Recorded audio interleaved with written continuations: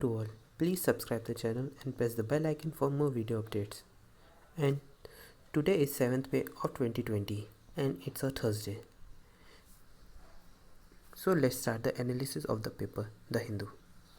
The first news is virus tally crosses 50,000 mark, number of deaths surges to 1,771. आप लोग देख ही रहे होंगे जैसे कि कोरोना वायरस के कारण इंडिया में इन्फेक्टेड लोगों की संख्या 50,000 के ऊपर पहुंच चुकी है और लगभग 1700 लोग मर चुके हैं। सेकेंड न्यूज़ आती है इसी में कि home delivery of liquor in Punjab from today. Home क्या कहते हैं, आप सभी जानते होंगे क्या कहते हैं, स्टेट रेवेन्यू के लिए क्या कहते हैं लिकर शॉप खोल दी है, शराब की दुकानें खोल दी गई हैं क्या कहते हैं, और उसकी पंजाब गवर्नमेंट ने क्या कहते हैं होम डिलीवरी की सुविधा चालू कर दी है। और इससे पहले छत्तीसगढ़ ने भी ऐप के द्वारा होम डिलीवरी शराब की चालू कर दी गई है, वहाँ पे बहुत अच्छे से सुविधा चल रही है इसकी। ये काफ़ी अच्छा स्टेप लिया है जिससे भीड़ ना बने, और क्योंकि क्या कहते हैं लिकर शॉप्स में तो लोग कंट्रोल नहीं कर पाते भीड़, तो इसलिए ऐसा किया गया है। और क्या कहते हैं इसमें है कि increase in cases and readying railway coaches to function as Covid care centres. और क्या कहते हैं जो रेलवे कोचेस हैं उनको कोविड केयर सेंटर्स में कन्वर्ट किया जा रहा है जिससे कोविड केयर सेंटर्स की कमी ना हो पाए। सो और सब तो है न्यूज़ प्रिपरेशन की। हाँ, government launches Twitter handle for queries about virus. The Delhi government launch the Twitter handle @Delhi vs Corona to ensure the dissemination of authentic information about the disease। इस ट्विटर हैंडल पे आप कुछ भी question कर सकते हैं, उसकी अप्रूव्ड और ऑथराइज्ड इन्फॉर्मेशन आपको दी जाएगी। जैसे अफवाहें फैल रही हैं जो कोरोना वायरस के कारण, वो बंद हो जाएंगी। ये काफ़ी अच्छा स्टेप है दिल्ली गवर्नमेंट का, इसको अप्रिशिएट करना चाहिए और हर लगभग पूरे इंडिया में ये चीज़ होनी चाहिए, ऐसा मांग है। सो अगली न्यूज़ है, हाँ अब देखते हैं एडिटोरियल को। पहला एडिटोरियल है back home. As India brings back stranded experience it must guard against a new wave of infection. ये क्या कहते हैं कि वही कि 15,000 लोगों को बाहर 13 कंट्रीज से इस पहली वीक में लाया जाएगा।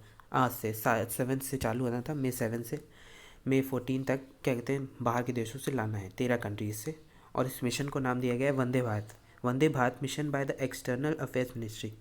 और ये एक्सटर्नल अफेयर्स मिनिस्ट्री के अंदर आएगा ये वंदे भारत मिशन। इसमें क्या कहते हैं, इसमें लगभग क्या कहते हैं estimates of applicants ranging from 5 lakh to 10 lakh. लगभग इन लोग ने इतने एप्लीकेंट्स ने डाला है, लेकिन लगभग 15,000 लोगों को अभी लाना है इस पहले फेज़ में क्या कहते हैं। उसके बाद देखा जाएगा जिनकी कंपेलिंग रीजंस टू रिटर्न, जिनके पास के अब वो पूरा पुख्ता सबूत है कि एक रीज़न है कि वो उनको आना चाहिए। जैसे people whose visas are expiring, जिनका वीज़ा एक्सपायर हो रहा है, या हु फेस डिपोर्शन, या विथ फैमिली इमरजेंसी, कोई फैमिली में इमरजेंसी है, या medical issues including pregnancy, medical issues है, या कोई वुमेन है उनको प्रेगनेंसी है या ऐसा वैसा। और students who have lost their accommodation, और जो स्टूडेंट्स हैं बाहर के देशों में वो उनको एकोमोडेशन नहीं मिल पा रहा है, क्योंकि क्या कहते हैं बाहर के देशों में भी यूनिवर्सिटी हॉस्टल बंद कर दिए गए हैं कुछ देशों में, और कुछ देशों में अभी चल रहे हैं। Will be allowed to return in the first phase में यही इन्हीं लोगों को बुलाया जाएगा। तो बस यही इंपॉर्टेंट न्यूज़ थी। फिर सेकेंड न्यूज़ एडिटोरियल देखते हैं, blame game. The world needs more cooperation and less animosity in dealing with the pandemic. इसमें कहा बताया गया है कि वर्ल्ड को कोऑपरेशन की ज़रूरत है, या ब्लेम करने की नहीं कि एक दूसरे को ब्लेम करे, जैसे यूएसए चाइना को ब्लेम कर रहा है और चाइना यूएसए को ब्लेम करे, तो इसकी ज़रूरत नहीं है। कोऑपरेशन के साथ काम करेंगे तो इसकी क्या कहते हैं इसमें ज़्यादा आराम मिलेगा हर किसी को। जैसे आपने देखा होगा कि mister Trump under fire at home over his handling of the pandemic सीज to hold China accountable for the infection spread. कि मिस्टर ट्रम्प ने क्या कहते हैं इस महामारी के लिए चाइना को जिम्मेदार ठहराया है कि कहते हैं उसके कारण ही ये फैला है। He has attempted to tie the virus to a virology lab in Wuhan, the epicenter of the outbreak, endorsing an unproven theory।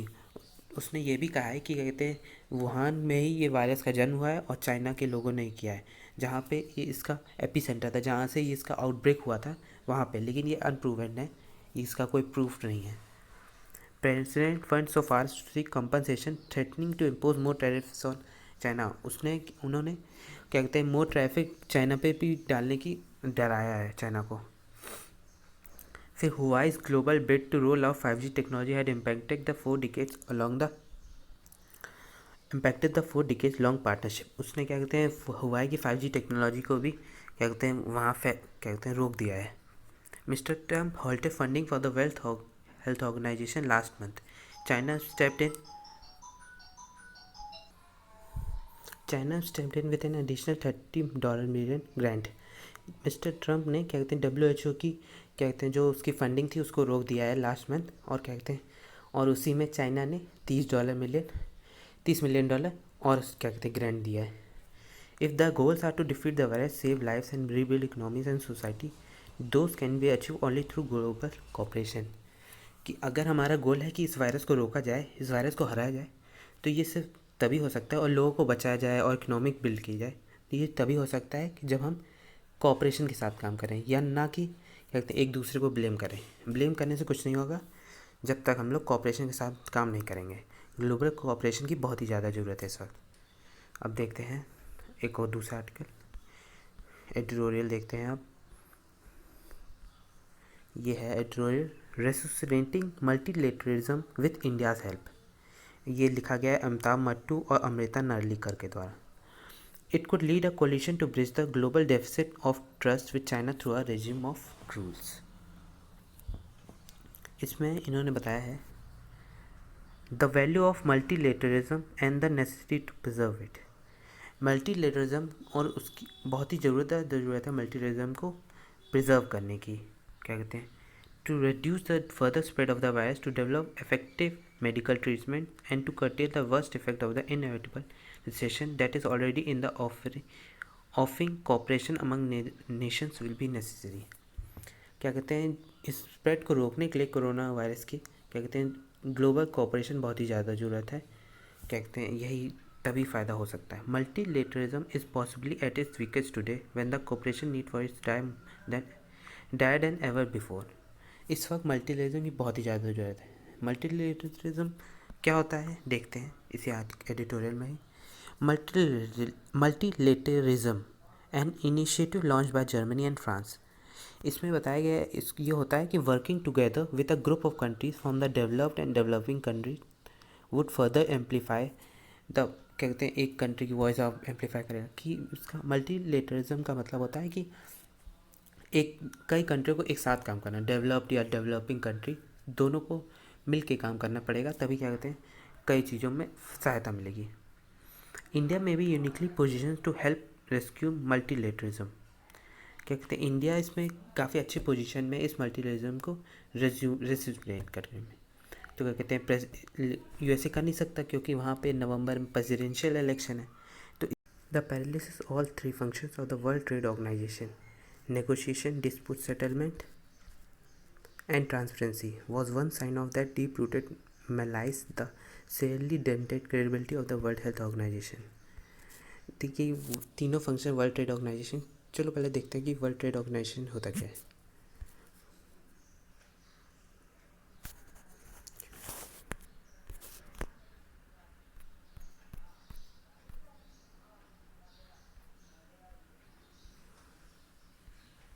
World Trade Organization. World Trade Organization is the only global international organization dealing with the rules of trade between nations. World trade organise WTO वही है कि जो कई देशों के बीच में trade देखता है। As its hearts are WTO agreements negotiated and signed by the bulk of the world trading nations and ratified in the parliaments. WTO में 164 मेंबर्स है इंक्लूडिंग यूरोपियन यूनियन, और उसमें 23 ऑब्जर्वर गवर्नमेंट्स हैं like Iran, Iraq, Bhutan, Libya, ये सब। और WTO के goals हैं WTO's global system lowers trade barriers through negotiation operates under the principle of non discrimination। उसका वही है कि ग्लोबल सिस्टम वही कि डिस्क्रिमिनेशन किसी कंट्री के द्वारा ना हो दूसरी कंट्री के लिए। The result is reduced cost of production because imports used in production are cheaper, reduced prices of finished goods and services, more choice and ultimately a lower cost of living. कि result ये होता है कि production cost बहुत लो हो जाती है. The WTO system deals with these in two ways. One is by talking countries negotiate rules that are acceptable, ये सब ऐसा ही है. और उसकी हिस्ट्री है कि agreement as the sign by 23 कंट्रियों के बीच में जेनेवा में 1947 में क्या कहते हैं एग्रीमेंट पास हुआ था. और वो क्या कहते हैं ये WTO फोर्स में आया था 1 जनवरी 1948 में. ये एग्रीमेंट का नाम है GATT, general agreement on tariffs and trade. became the only multilateral instrument, not an institution, governing international trade from 1948 until the WTO was established in 1995. यह एग्रीमेंट था जिसके द्वारा क्या कहते हैं ट्रेड देखी जाती थी क्या, और जब तक 1995 में WTO बन नहीं गया. और बस यही सब है इसमें. फिर देखते हैं एडिटोरियल में क्या है.